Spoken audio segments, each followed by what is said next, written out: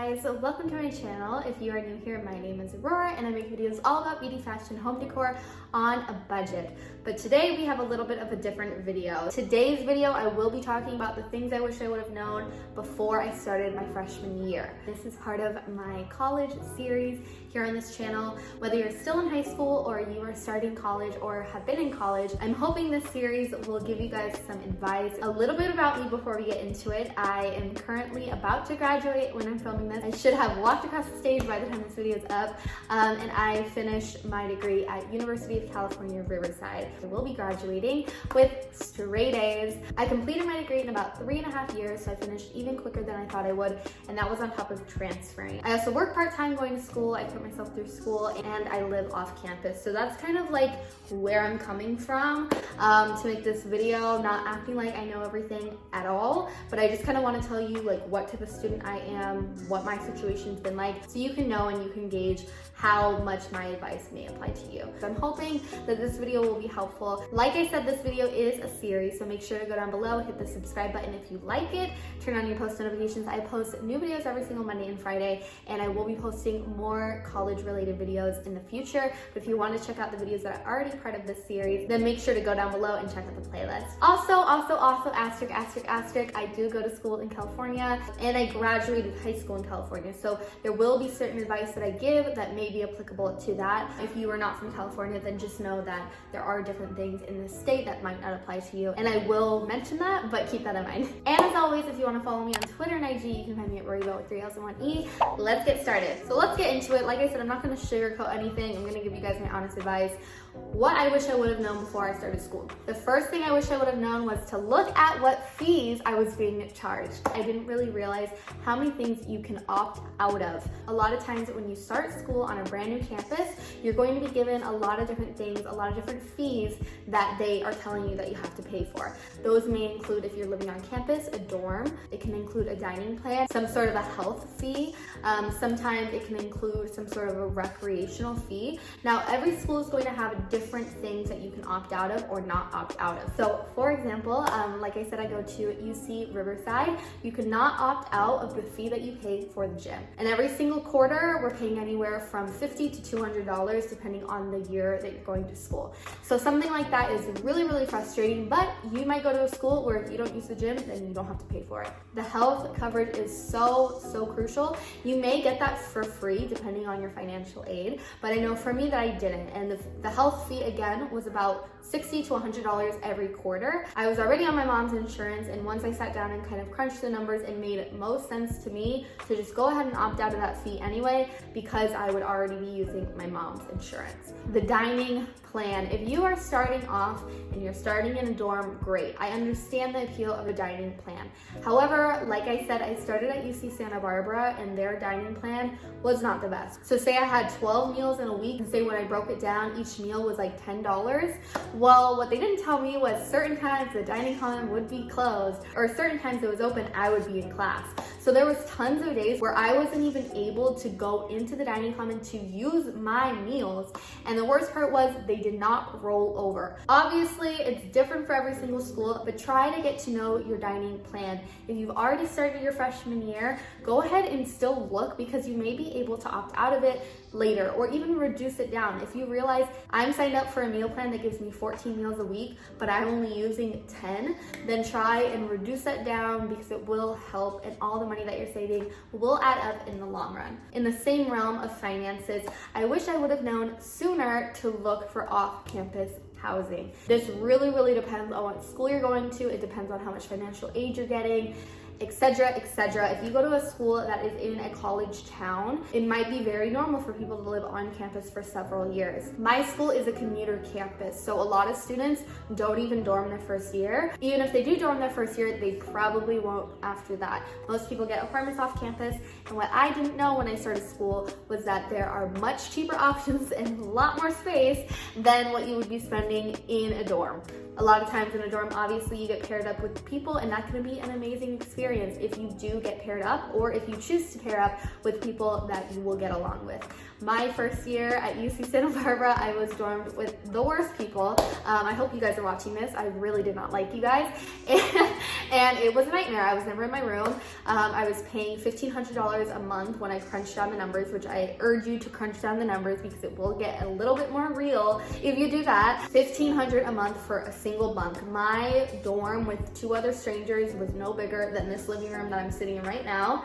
It was very, very small, and I literally only had a bunk to myself and the space underneath the bunk. That was it. I didn't have a closet. I didn't have any other space. I didn't have literally any other space for $1,500. I'm thankful for that experience in a way because it urged me to get out of the dorms as much as possible. Now I have a 2-bedroom apartment. It's off campus. It's also an apartment that does not have any affiliation with the school, which I recommend because sometimes it's easier if you don't know anybody, and totally by all means take a route that makes sense for you. But just know that apartments that are not owned by a university, by your campus, will typically be a lot cheaper than the ones that are owned by your school. That same $1,500 that was buying me a bunk, I pay way less than that for a 2-bedroom, 1-bath apartment all to myself. My next tip that I wish I would have known before my freshman year, actually one that I wish I would have known before I committed to a school: you do not have to pick the school that's the best, that accepted you, to go to. I knew this in the back of my head and everybody says it, but I still picked the school that I thought looked the coolest,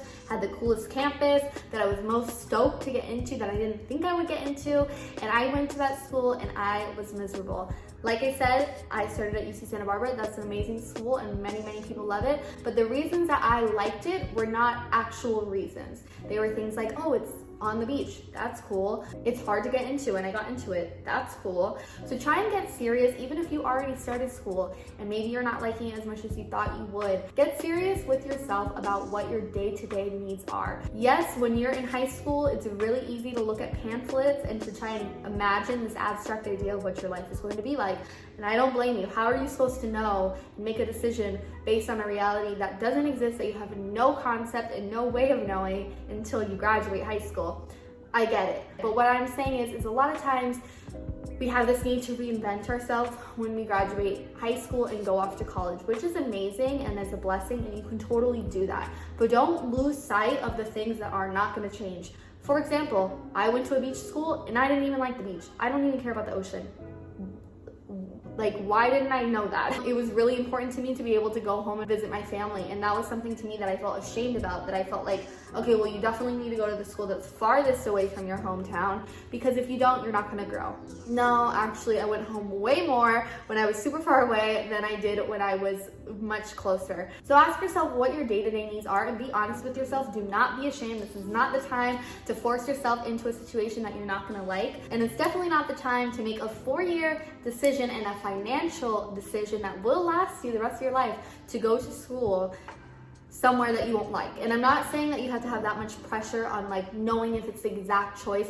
If you're kind of somebody who like generally is cool with whatever and goes with the flow, amazing. And even if you're not, you could very well just pick a random school and go there and love it. But what I'm saying is if there's things that you are telling yourself in the back of your head, I don't really think I'm gonna like this, but this is the better school, or this is the better major, or this is the place my mom wants me to go to. Try your best, if you can, if you are privileged enough to be able to try and hush those things down and actually listen to yourself and your needs and your day-to-day needs. Because when you are in school and you're stressing out about a midterm, or you're stressing about how you're gonna make ends meet, whatever that brochure said is not really gonna be realistic and matter in that moment. So that's probably like my biggest tip in this whole video. Tip number 4, things I wish I would have known before I started school, was I wish I would have known that you can take community college classes while you're enrolled. This is again different for every state, so definitely look into it. And it's also different for every school. So do not quote me, definitely double check before you go and you do something and then come back to this video and tell me how I messed you up. So let me just tell you my experience first, and then obviously if this applies to you, look into it. I go to school in California. For most people, community college is much cheaper, if not free. A lot of times it is free for students. I will leave some financial aid links down below in the description of the different California grants that are offered in case you do live in California. But it's much cheaper sometimes to do some of your degrees degree at a community college. I sometimes really wish I would have started at a community college. If you feel like there's no chance that you are not going to graduate in 4 years, if that's what you're set on, don't be too afraid of community colleges. I know I overlooked them because I assumed you get stuck or that it's not as exciting, but it is an option. It's a great option, and I do really sometimes regret not taking that option first and foremost. However, even if you're already enrolled in the university and you go there full time, you could still take other classes at a community college. It is called dual enrollment. A lot of times you need to get permission from a counselor if you are taking classes during the same semester or quarter that you're in school. So for example, if I was starting my fall quarter next year at UCR and I wanted to take community college classes fall semester and they overlapped, I would need to speak to my counselor. It's really easy. They just have me sign a form and I'm able to take them. But if you want to do summer school at a community college, that's an amazing option, and a lot of times you can load up on classes. So again, if you go to a UC or if you go to any university that's on the quarter system, this is going to especially work in your favor taking community college classes, because when they transfer over, you're going to have more units than if you would have taken the same class at the university. One way that this really helped me was at UCR, there's an English series. So it's 3 classes you have to take for your gen eds. And I was just putting it off. Everybody said how hard it was. So what I did was I did community college English. I made sure it transferred. This is the biggest thing. I didn't go to speak to a community college counselor. In fact, I took online community college classes. I never even stepped foot on the community college campus, but I used something called assist.org. I will link it down below. I've talked about it before on this channel. It's for California schools to see if community college classes transfer over. You will have to do a little bit of research, look through your gen eds that are required, and make sure that you're taking the right classes. But what I did was I did take an English class, fast track, 6 weeks at the community college. I took the next English 2. Those 2 classes took me a semester plus 6 weeks to finish the entire 3 courses required for the English series. It literally saved me like half of a year just doing it that way, and I was so happy, and it saved me a bunch of time and money too. And if you're not sold enough, if there's classes that you are so sure that you are not going to be able to pass, or you don't want to affect your GPA, for example, science classes, I cannot take. Math classes, I cannot take. I took those at the community college, again, while I was still enrolled at UCR, still taking my other classes. I just took those on the side or during summer and then transferred it over. A lot of times, I'm not gonna say they're easier, but it's just a lot less intimidating than like a 300-person math class and the professor barely even talks to you. Okay, a little bit less of a complicated tip. I wish I would have known that every student can do college their own way. I was so stressed out about having like this college experience. It took me about a year to realize like, I don't really want to be full-time 24/7 student. I want to have my own life outside of college, and that's completely fine. I go and I take my classes. I have my friends on campus. I have the things I'm involved with on campus. I worked on campus before COVID, and I would go and I would be a student, and then when I didn't want to be a student anymore, I would come home, be off campus, go to Target, go to wherever, go out to eat, see my friends, whatever. And that's just how I did it. If you want to have a completely different experience, if you want to be full-on college mode or live in a college town or be really immersed in a culture that your school has to provide, amazing. My point is it's so easy to be influenced by the people around you, especially when you're graduating high school. You don't know what you're doing. You're going to be going to a school where everybody is eager, everybody's kind of excited, and there's a lot of assumptions, there's a lot of pressure, and there's a lot of expectations you may have to live up to. It's totally okay to do college on your own terms, and in fact, that's really how you're going to get the most value out of it. Do all the things that you think that may be nerdy or weird or other people might judge you for, do them. Because right now is you growing, and it's you becoming the person that you're meant to be, and this is really the time to just have at it, have fun, do what you need to do, and understand that college doesn't have to look like how it looks on the movies, okay? Putting that out there, I feel like most of us got our expectations of college from TV or media in general. Every single college campus is different, every single major is different, every single class is different, every single student is different, okay? I wish I would have known about pass-fail before starting school. A lot of schools call it different things. It could be called satisfactory no credit or pass-fail, but a lot of schools offer you to take classes with no letter grade. So again, if you have a hard class that you're just like so scared to take, again, for me it was science, you could take that class pass-fail. So it pretty much means that you either pass it or you don't. You either get above a C or you don't, depending on what the requirements are for your school. It might be a little bit different. But what that does is it lets you avoid having your GPA tanked from a class that you do bad in. So obviously you still need to pass, but I would do this sometimes if I had a really heavy course load from my other classes and I was taking something that I really just did not want to think about. I wanted to do the bare minimum in. I would pass, fail it. Each school, each major has a different amount of times that you're able to do that in your entire undergraduate career. So definitely look into it before you just go around like pass failing everything. Don't do that. But if there's a couple of classes that you want to pass fail, I definitely recommend doing so because it can really help your GPA and overall happiness for a quarter if you're just not stressing about one of the classes that you're taking. I wish I would have known about Reddit. That's it, just Reddit. There's so much information when I started getting into my being like an upperclassman in college that I referred to Reddit for. I guarantee your school, your college campus, whether you go to some unknown college or you go to a community college or whatever, I guarantee you they have a Reddit page and it's probably pretty active. And in that Reddit page, you can just ask everybody, like, does anybody know this? Does anybody know that? There's also a ton of times where I'll go on Reddit and I'll just be kind of scrolling, obviously before COVID, and they'd be like, hey, we're passing out this free thing, come by this room, and yada yada yada. So it's just a great way to be able to kind of ask all the students at your college a general question anonymously, get help, get advice, be told what classes to avoid, ask questions about, hey, is there anybody who's taking this class that can help me with this question? Whatever it is, I just really wish I would have been on Reddit sooner. In the same way, I wish I would have known about Rate My Professor sooner. Rate My Professor quite literally planned my entire schedule. I would refer to it anytime I was going to sign up for something, and I pretty much would always believe them and the reviews, and I'll tell you, pretty much every review I've ever taken or I've ever listened to panned out to be true. You can also look at the reviews of entire universities, so if you are still on the stage of deciding what school you want to go to, definitely check that out. I wish I would have known to talk to my TAs and my professors sooner. I am telling you, that is the biggest key to life, is becoming friends with your professors. And I don't mean you have to go out to coffee with them, and I know that there's certain majors, there's certain classes where the professors are a lot more inaccessible than others, but I know for me, anytime that a professor was just chill or nice, I would always try and push myself to go to their office hours. Most of the time nobody's going. I would try and just come with one general question or something that maybe pertained to class, but it was a little bit flattering. So a question oh, I really loved our discussion about yada yada yada, do you have any books that you would recommend for this thing? And then you can kind of just talk to them. A lot of times they're going to want to get to know you. It's usually really casual, nice, just chill conversations, and just by showing face to the professor, I promise you're gonna get a good grade. I promise you. If it's a class you're struggling in, even more, go. And I'll tell you right now that if you plan at all to graduate and go off into graduate school, you probably will need some letters of recommendation, and it's good to try and make friends with professors, to have them recognize your face.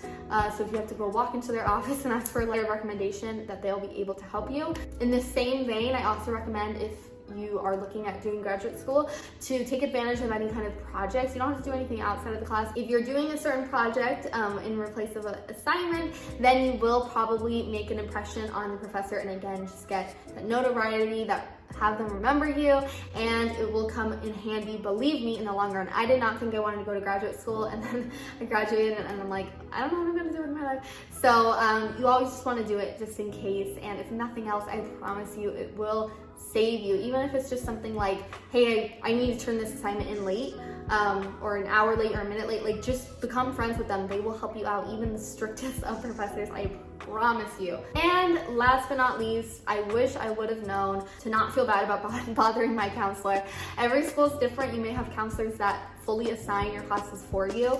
At my school, it wasn't the case. You had to go on and you had to create your own schedules. A lot of times there would be hiccups with that. And I know for me, at the beginning, I was a little scared to go into the counselor's area and talk to the counselors. I know a lot of my friends who are graduating who never even had a meeting with a counselor before. And honestly, towards the end of my degree, really started just any question I had, I would go to my counselor first. That's why they're there. You probably pay a fee to have access to that sort of advising in your academic career, and you might as well take advantage of it. So don't feel bad. Bother them, email them, go.